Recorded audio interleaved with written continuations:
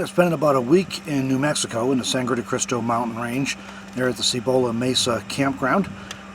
It was a great time there, some really nice scenery. Had a good hike in there, which was in a recent video.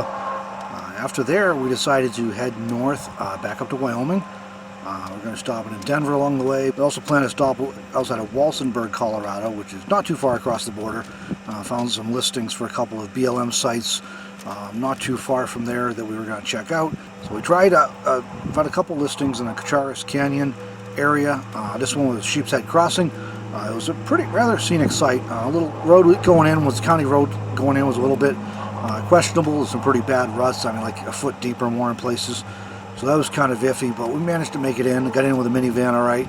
The catch is, even though it's kind of pretty, was there's no phone service, and that place is basically a trailhead for horse trail rides. But they do allow overnight camping apparently. But without having any phone service, I had some work I needed to get done. Decided to head on to Pueblo. So we left there and took a different county highway back to I-25. This was recommended by two different GPS programs, both Google and Garmin. Basically within sight of I-25 almost, and where county highway passes under a railroad line, there is this little tiny cement bridge basically, and it's so small that Deborah wasn't going to be able to get her van through it. It literally was too low to even get a van through. I could have got the minivan through height-wise. It was also narrow, and it was extremely muddy. So much so that there was no way we were even going to try it. While we were stopped trying to figure, kind of looking at it and marveling, a couple that lives up the road came through in a four-wheel drive, and they said it gets even worse as it goes towards the highway, and that people get confused there a lot because the GPS takes them that way. But you can't get through if you don't have a four-wheel drive with a pretty low height on the roof. So we ended up having to backtrack all the way back around, but we made it up to Pueblo anyways. Ended up spending about 3 days in Pueblo. That was kind of interesting. Not a big city fan, but the highlight for me out of staying in Pueblo for a few days was going into Starbucks, using the internet to get some uploads done. That internet there in Colorado is fast compared to what I'm used to having up here in Wyoming.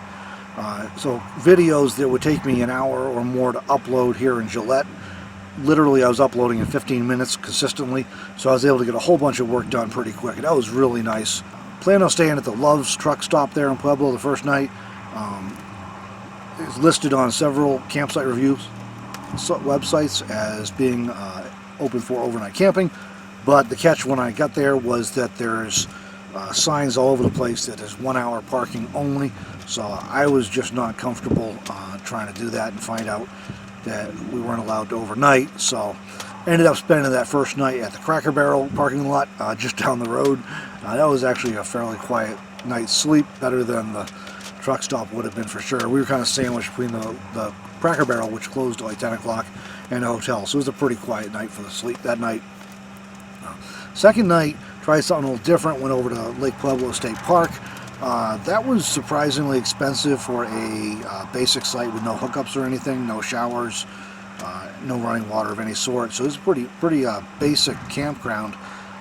Basically a place to park and a fire ring and a little picnic table, sun shelter. That's pretty much all you got, and it was above $30 a night with the entrance fee and the overnight fee. So only stayed there one night. Did have a nice sunset and got to watch some birds and rabbits and other wildlife, but other than that, just wasn't overly thrilled with that park for the price.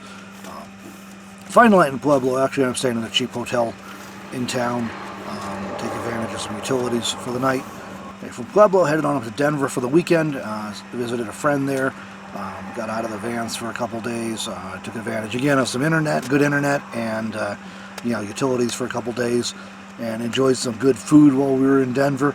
Went out to dinner at a Moroccan restaurant, local Moroccan place, that was really good, and also hit Wahoo's Fish Taco Stand. They had some pretty good food as well, enjoyed that. While I was there, my one granddaughter ended up coming down for an appointment there, and we got to connect with her and her mom at a McDonald's right around the corner from where her appointment was. Actually, the first McDonald's we tried was a little bit, neighborhood was a little bit rough, so we found a second one that was a little better neighborhood. That was kind of an experience. They got the self-serve kiosks, and there's basically nobody at the register, so you have to do it yourself. I've heard about these things coming. I've only seen them once before, and that was actually last fall in Rock Springs, Wyoming. But they still had people at the register. There just was a couple of kiosks that were like just starting out with them. But this one had the kiosk. You order by yourself. The adults all had a hard time figuring out how to use the darn thing. But, you know, the 4-year-old has no problem coming in and boop, boop, boop, punching up her Happy Meal on the thing. It's like using a giant iPhone, basically. She had no problem at all. It's only the adults that can't use this new technology stuff. So we plan to camp from there in a couple nights in southern Wyoming, down in the Cheyenne area, on the way up to Gillette. But while we were in Denver, we had a severe storm come through with a tornado warning. That fortunately, the tornado did not materialize, but it was some pretty crazy rain and hail for a bit. And you're looking at the weather, and they were predicting more of the same for the next few days, if not a week, I guess. But all for northern Colorado and southern Wyoming. So that didn't sound like a whole lot of fun to be camped out in. And Gillette actually was having better weather at that point, so we just headed up to Gillette. So thanks for watching, everybody. Hope you enjoyed this little video and get a little update on my travels. And if you like this, please hit the like button, and please consider subscribing if you like these videos about travel and van life. And we'll see you in the next video.